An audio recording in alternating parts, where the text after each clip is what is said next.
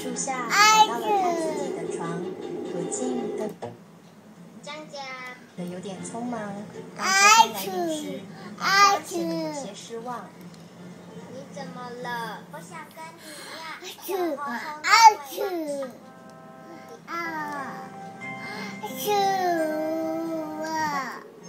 来，我看看那我可以出去玩了吗？等到波波一好，马上爬到树上找玛莎。他发现冬天的森林变成一片的雪白，而且玛莎也生病了。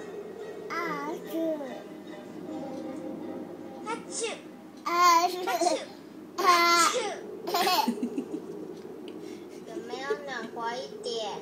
好舒服。亲爱的玛莎，你应该